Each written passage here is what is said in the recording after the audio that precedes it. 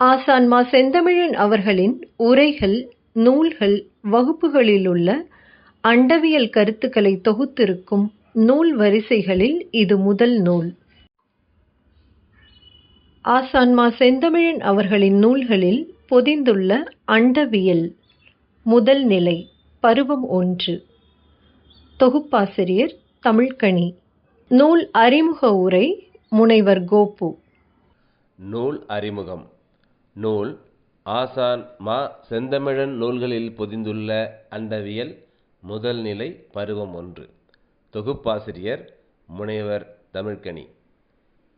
செம்மை கொள்கைகளை எளிமையான பாடங்களாக்கினால் அவை நம் மக்களை சென்றடையும் என கருதி செம்மை கொள்கை கல்வி எனும் பாடத்திட்டம் ஆக்கம் பெற்றுள்ளது. இதன்படி செம்மை அண்டவியல் கொள்கை கல்விக்காக ஆசான் மா. செந்தமிழன் நூல்களில் பொதிந்துள்ள அண்டவியல் முதல் நிலை பருவம் 1 என்ற நூல் தொகுக்கப்பட்டுள்ளது. இந்த நூலின் தொகுப்பாசிரியர் முனைவர் தமிழ்க்கனி ஆவார்.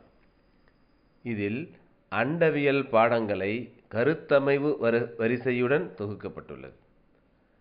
ஒரு தனி மனிதன் தன்னுடைய சுய தேடலில் துவங்கி தான் யார், எங்கிருந்து வந்தோம், எதற்காக இருக்கிறோம், என்னவாக எல்லாம் இருந்தோம், நம் ஆதி என்ன, மூலம் என்ன, பேரண்டத்தில் நம் நிலை என்ன என்ற கேள்விகளுக்கான விடைகளை படிப்படியாக ஒழுங்குகளுக்கு உட்பட்டு உணர்ந்து கொண்டு பயணிப்பதற்கான ஒரு வழிகாட்டலே இறையியல் கல்வி என்று இறையியல் என்ற தலைப்பு குறித்த விரிவான விளக்கம் இந்த நூலில் இடம்பெற்றுள்ளது. மேலும் இறையியல் வழியே பேரண்ட கொள்கையை எவ்வாறு புரிந்து கொள்வது என்பதும் விளக்கப்பட்டுள்ளது. யாவும் யாமே என்ற சிவநிலையையும் தன்னிலை தனிநிலை ஆகுக எனும் அன்னை கூற்றினையும் இங்கே தெளிவாக்கப்பட்டிருக்கிறது. இயல்பு எனப்படுவது இருத்தலை தக்க வைப்பதும் மூலத்தை உணர்வதும் ஆகும் என்றும், தனது இருத்தலை தக்க வைப்பதற்காக ஆற்றும் வினைகளின் தொகுப்பினையே இயல்பு என வேண்டும் என்றும், இயல்பு மற்றும் இருத்தல் குறித்த அறிமுகம் இங்கே வழங்கப்பட்டிருக்கிறது. மேலும் இந்நூலில் ஆணவம் என்றால் என்ன என்பதை பற்றியும், அகந்தைக்கும் ஆணவத்திற்கும் ஆன வேறுபாடுகளை பற்றியும் இங்கே விளக்கமளிக்கப்பட்டிருக்கிறது.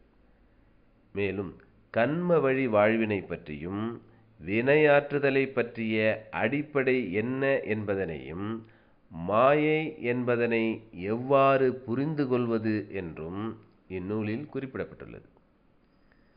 உற்றறிவு, சுவையறிவு, நுகர்வறிவு, காட்சியறிவு, ஒலியறிவு ஆகிய 5 அறிவு நிலைகள் பிற விலங்கினங்களுக்கும், இவற்றுடன் மனம் எனும் 6ஆம் அறிவு மனிதர்களுக்குமானது என்பதனையும் விளக்குகிறது இந்நூல்.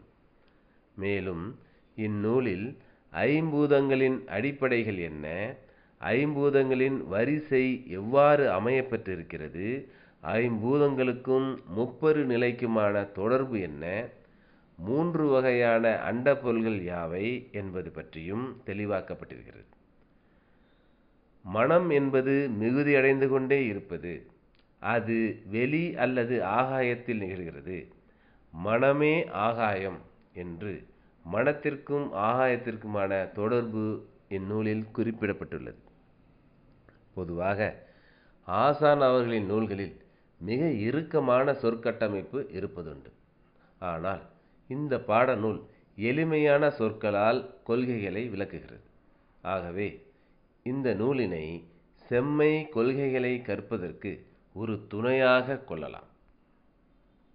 நூலை பெறுவதற்கு 9385538976 என்ற எண்ணிற்கு வாட்ஸ்அப் செய்யவும்.